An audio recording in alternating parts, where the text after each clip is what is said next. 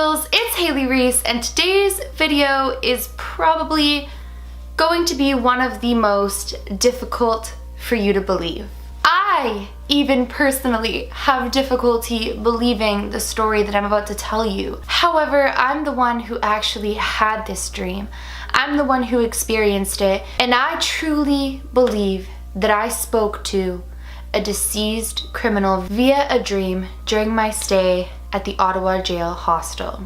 Very quickly though, before I get into today's video, if you are new to my channel, hi, my name is Haley. Strange things have happened to me ever since I was a little girl, and on this YouTube channel I talk about it with my Reese's Pieces who believe in the unbelievable just as much as I do. So if you too believe in the unbelievable, or you just want to hear about it, all you gotta do is go ahead, click that subscribe button, and join our family. Now enough rambling. I'm nervous to share this with you guys, but it is one of the most crazy, awesome, and just mind-blowing things that I've experienced in quite a while. Let's get into this video. So as you guys know, Sarah, Mama Reese, and I spent a night overnight in the Ottawa jail hostel, which was previously a real jail. Very well known for being death row for a lot of criminals, and although not everybody that stayed within this prison was sentenced to death row, it was very well known for those who were sentenced to death row. Now we explored the 8th floor, we explored death row, we experienced some crazy wild things. If you haven't seen those videos, highly recommend not missing one of them. Wow, crazy things happened while we were staying there, and I can truly say that I know for a fact it was haunted. However, that night I had a dream, and Mama Reese and Sarah can vouch for this because I told them all right away before I even realized how real the dream was. And in this dream, I spoke to what I truly believe was one of the deceased criminals. There's a real story behind it. There's a backstory, a story that I learned later after I had the dream. But let's first start with the dream itself. So we left death row, we headed into our room. It was approaching kind of near 3 a.m. It was like 2:15, so we decided that we were just gonna call it a night, snuggle up, try to get some sleep, and then see what else we could experience, maybe throughout the night or in the morning. Now there were 3 girls, well women, staying in one tiny little bed.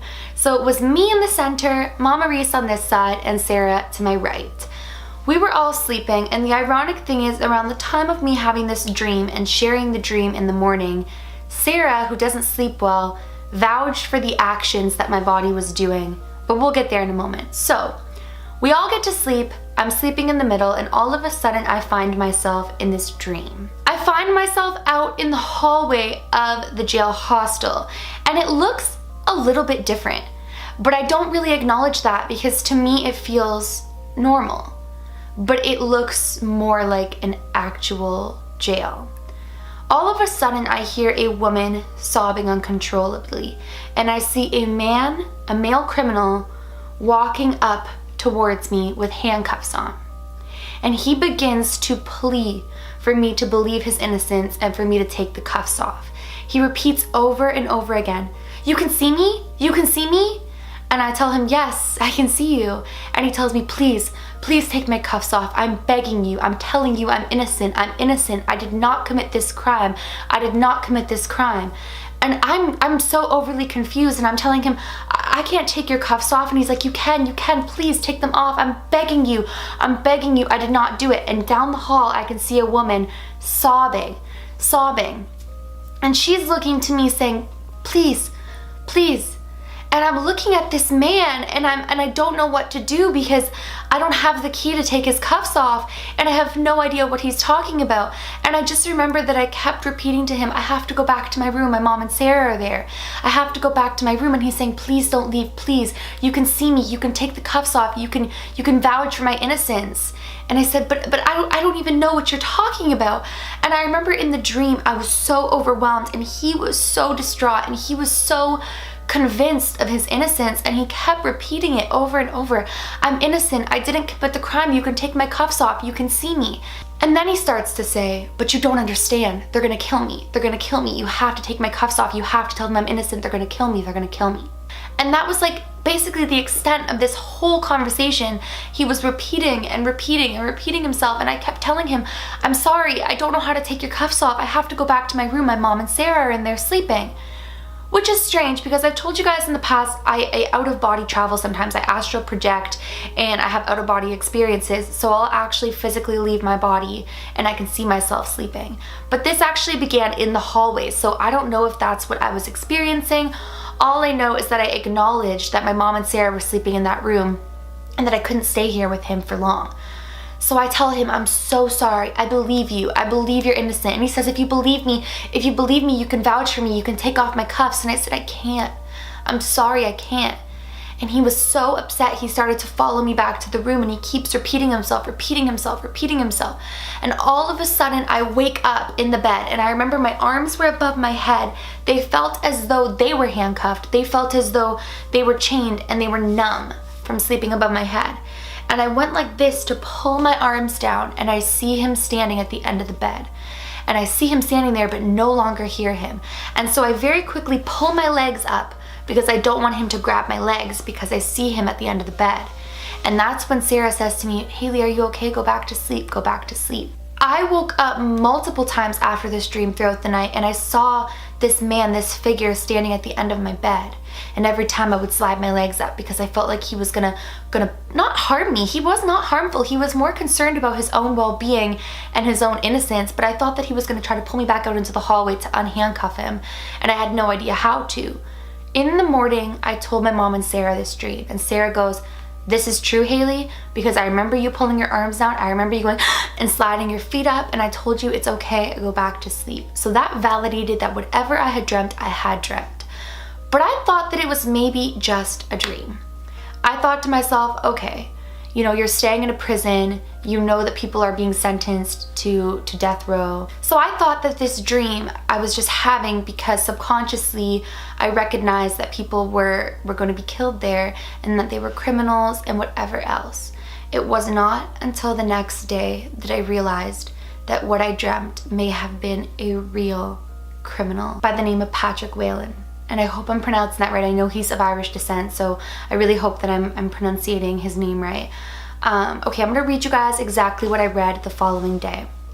So the following day, and you guys can kind of follow along with me and do this so you see what I would have searched. Sorry you guys, ironically enough, my phone died, so I'm gonna search it up on my computer.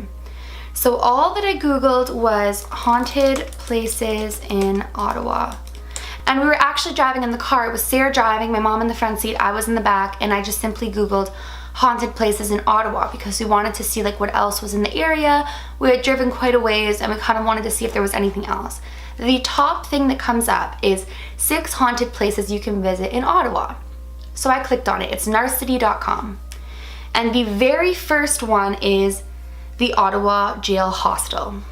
So I'm like, that's so cool, guys. Ours is the top one. So I went ahead to read it. I swear to you guys right now, over my life, I swear to you, I did not know of this article. I did not know of this criminal. I knew nothing of him prior to staying in this hostel, prior to reading this article. Like that's the truth. I understand some of you may not believe me, but it is completely the truth. This is what it says. This is in the top 10 most haunted places in Canada, and there is definitely a reason why. There are apparently multiple spirits that show up. However, one in particular that stands at the foot of your bed.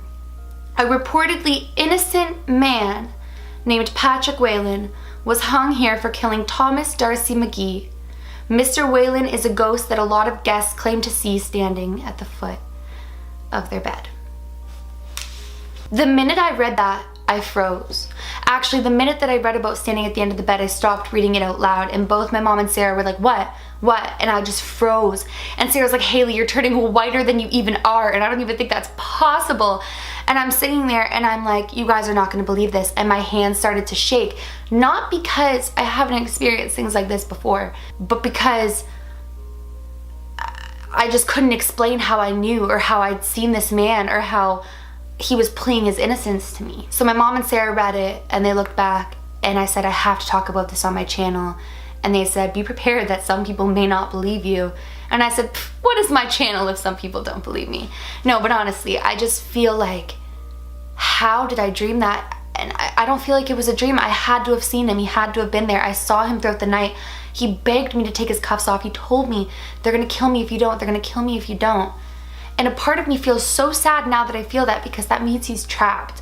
Sometimes when spirits die in a very traumatic way, either suicide, murder, or like in an instant crash such as a car accident or a plane, things like that, they don't even realize that they're dead. They relive the moments up to their death.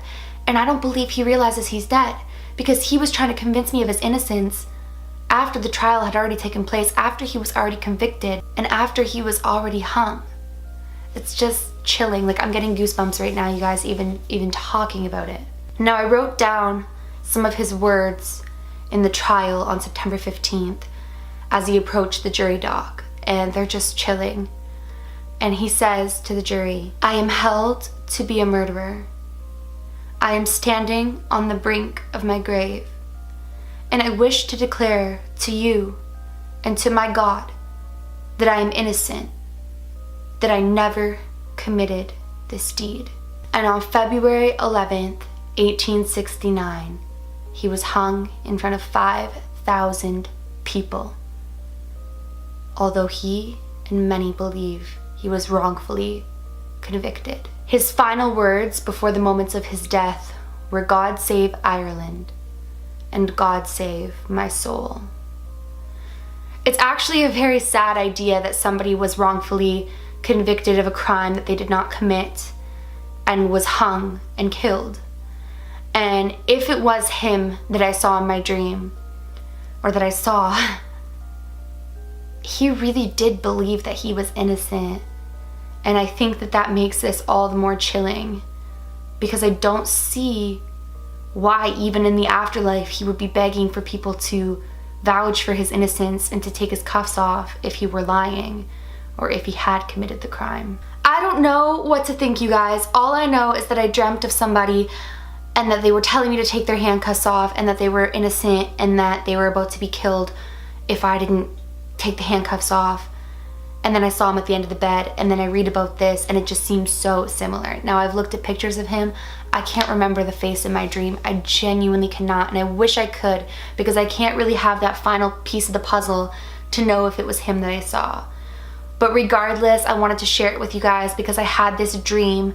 I saw someone at the end of the bed, and then I learned about him, and the two were just so similar for me to not believe that I perhaps spoke with the ghost of Patrick Whelan. Well, you guys, that is it for today's video. I was nervous to make it. I know it sounds so unbelievable, and I know that I'm so used to talking about things that sound unbelievable, but this one is just like, holy, like, it's really unbelievable, and it's just something that I wanted to share with you guys. But I know that some of you might not believe me, and it sucks, but it's okay because I know that it's true, and I know what I saw, and I don't know, you guys. The spiritual world never fails to amaze me and surprise me and just freak me right on out. But regardless, I feel so sorry for his soul if he was wrongfully convicted and is now trapped there. It honestly makes me want to go back and find a way to free him and to cross him over, but I don't know. If you guys enjoyed today's video but you are not yet subscribed, please go ahead, click that subscribe button. I'm posting every day for the month of October. And please give this video a big thumbs up. It makes my heart so happy when you guys do that. So please do that. Remember, my loves, do all things with kindness. And until next time, I love you.